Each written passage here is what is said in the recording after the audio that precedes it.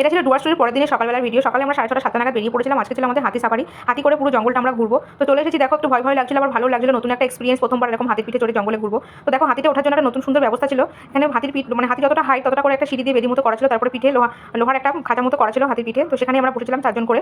তো দেখো আমার মেয়ে তো প্রথমে খুব ভয় পাচ্ছিল, কান্নাকাটি করছিল, উঠবে না ভয়। তো তারপরে জঙ্গলের ভিতরে গিয়ে ওর ভয়টা কেটে গেছে, ভালো লাগছিল। তো এখন হাতি সুর দিয়ে জঙ্গল সরিয়ে সরিয়ে আমাদের ভেতরে অনেকটা গভীর জঙ্গলে নিয়ে গেছিল। এখানে একটা গন্ডা দেখতে পেয়েছি, তো খুব ভালো লাগছিল দেখতে। দেখো প্রায় 40 মিনিট মতো আমরা এরকম ঘুরেছি। তো তোমরা ডুয়ার্সে এসে কারা কারা এরকম হাতির পিঠে চলেছো আমাকে অবশ্যই কমেন্ট করে জানিও। তো আমার তো খুব ভালো লেগেছে।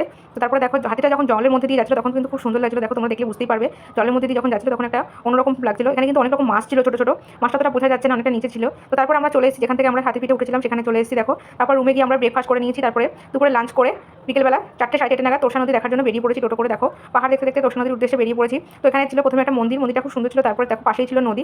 তখন বিকাল প্রায় সন্ধ্যা সন্ধ্যা হয়ে এসে খুব ভালো লাগছিল নদীর পাড়ে দেখতে। নদীর জলটা অতটা খুব ছিল না গরম বলে। তো আজকের ভিডিওটা এখানে কেমন লাগলো জানি। আজকের মতো